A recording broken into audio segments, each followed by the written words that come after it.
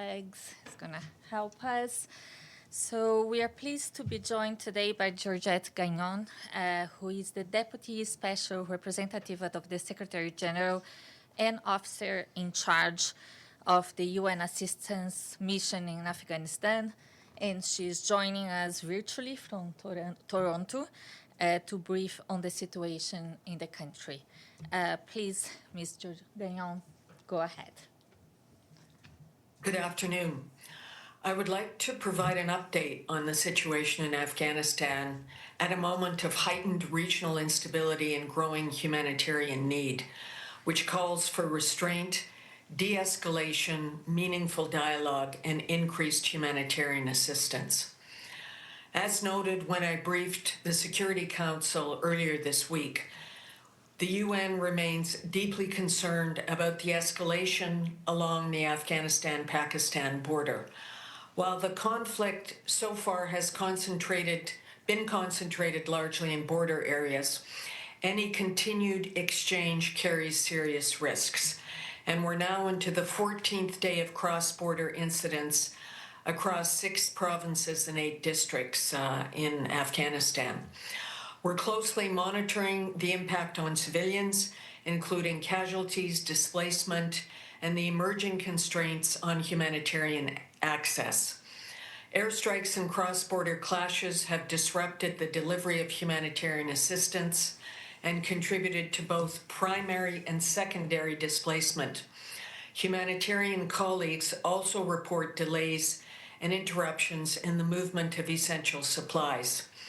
We reiterate the Secretary General's call for restraint, de-escalation, for the parties to recommit to a ceasefire, and for renewed diplomatic engagement. The protection of civilians must remain paramount. Looking ahead, we're concerned that after Eid al-Fitr, the situation could deteriorate further, and we urge both sides to step back, accept mediation, and prevent a broader regional crisis.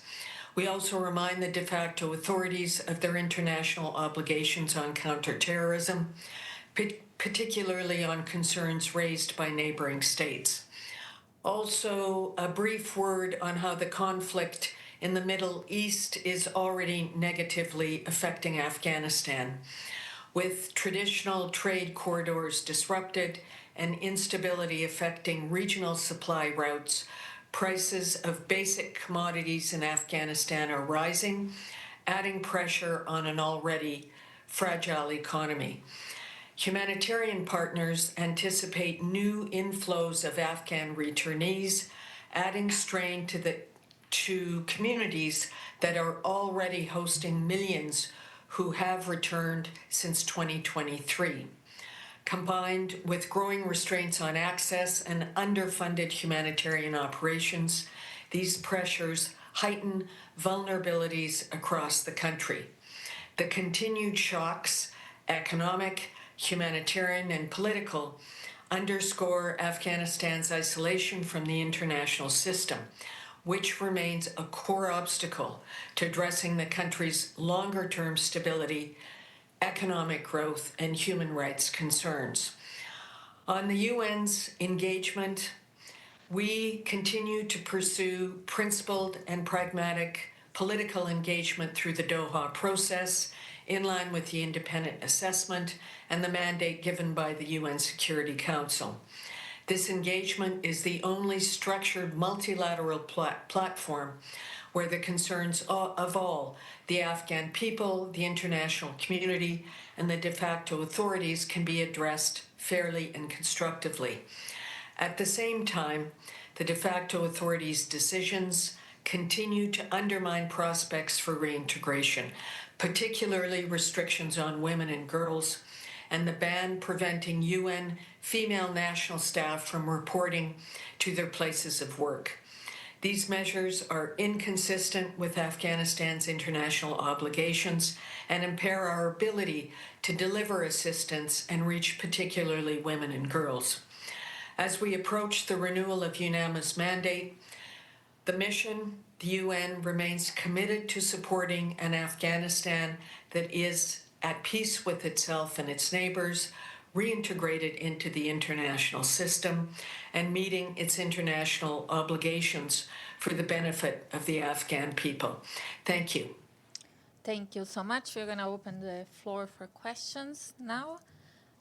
Marianne, please. Thank you, Ms. Gagnon. This is Mariam Ramati with Afghanistan International. My first question, you said female employees are not allowed to report into the UN offices, but do they participate in getting aid to people on the field? And also another question, there are so many concerns and also critics towards UNAMA and UN approach, especially how you deal with the Taliban, and you do not have a more strict approach toward the Taliban, and you basically more focus on humanitarian work than political side of the mandate. What would you say to that? Thank you.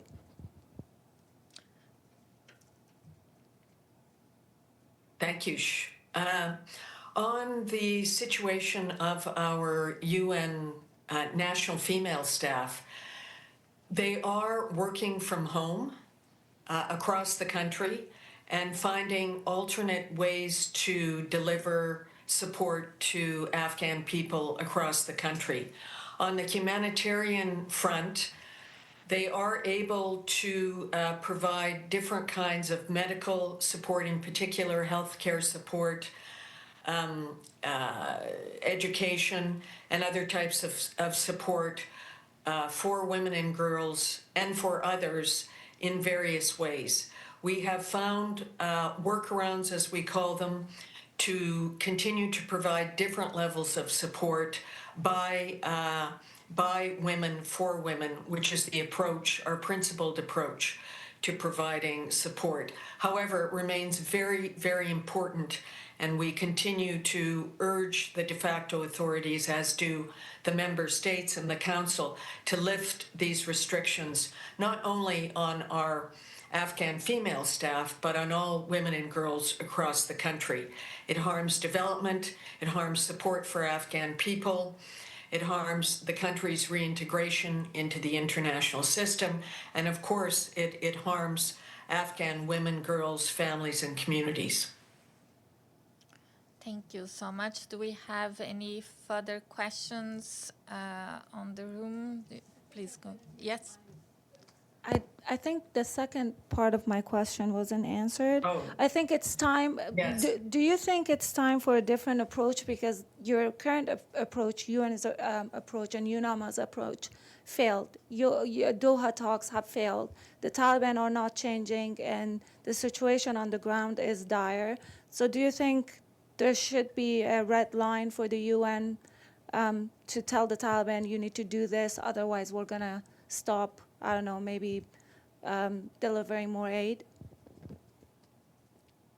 Well, look, the Security Council, the member states, and certainly the Afghan people overall continue to highlight how important the UN's presence is in Afghanistan to take forward political engagement, coordination of humanitarian and basic human needs support, and also, of course, to do human rights monitoring, which are the three key priorities of the UN, of UNAMA in Afghanistan. And we continue to do this. We continue to see some small steps being taken forward on the political engagement front, particularly through the Doha process working groups. And as I've said, the Security Council and Afghan people, everyone we're speaking to on the ground, wants us very much to continue to stay in the country, continue to do all we can to support the Afghan people, and take forward this goal of all, which is reintegration of the country into the international system, meeting its international obligations. Thanks so much. Please, Thanks, Daniela. Afram Kusaifi with Arab News Daily. Thanks so much for this briefing. UN officials for the past 3 years, especially those who have been making visits to Afghanistan and engaging with the authorities, have always distinguished between two, if you want, groups of the Taliban. The radical ones who are completely adamant about not letting women continue their education, in addition to all the restrictions you mentioned. And there are those who are more lenient, more open to conversations. They're trying in their own ways of responding to international asks and requests. Do you still see this distinction? Is it still there? Is there any work with the so-called other group, more lenient group, more moderate group? Yeah, thank you. Yes, as we've highlighted in a number of our briefings in the past, and as have others who are engaging in Afghanistan, the de facto authorities have members who we would say are more concerned about ideology, and others that are more pragmatists. And we continue to have dialogue with all manner of officials at different levels, at the national and subnational level, to take forward engagement. And as I said, really aimed at supporting the Afghan people in the best way possible, and taking forward this effort to have full reintegration into the international system, meeting international obligations. Yes, please. And go one ahead. more, please. In your interactions with them, what's your impression about the way they view the UN? Has it evolved over the past 3 years? We're watching attacks, for example, on the UN system, the humanitarian system, elsewhere in the world. Is it affecting at all? Is it the Taliban? Is it emboldening them at all? What, in your opinion, is their view of the UN? How do they look at the UN? How do they engage with it? Well, at this point, the UN country team and UNAMA are present across the country, working in coordination with, to a certain extent, de facto authority officials across the country, particularly to deliver different types of humanitarian assistance. And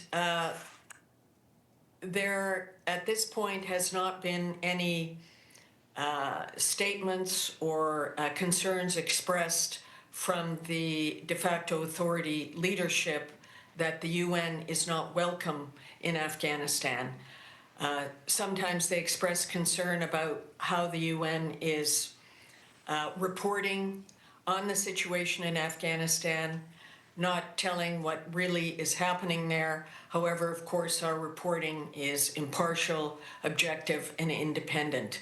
But as I said, at this point in time, UN is working very hard across the country. And there does not seem to be any effort to see the presence reduced at this time. Thank you so much. Do we have any further questions? Please. Sorry, one more question from me, Mariam Ramati, Afghanistan International, about the new Taliban penal law on especially how it affects women. Do you have anything to share with us on that? Because recently that is the latest oppression that we're seeing from Taliban against women. If you could share something on that, that would be great. Thank you. Yes, I highlighted this in my briefing to the Security Council on March 9th, that this new decree, the Criminal Rules of Court, is, in our assessment, many of its provisions are inconsistent with Afghanistan's international human rights obligations. We are very concerned about some of the provisions, and we have highlighted this. We've done an analysis of this decree, as have many others, and we are engaging with the de facto authorities and others to try and see if there's a way to reduce or mitigate some of the more harmful or very concerning elements of this decree. Thank you. Do we have any more questions? If not, we will say thank you so much to our guest today, Georgette Gagnon, the Deputy Special Representative of the Secretary General and Officer in charge of the UN mission in Afghanistan. Thanks so much for joining us today. And the spokesperson is going to be here shortly to continue with the noon briefing today. Thank you.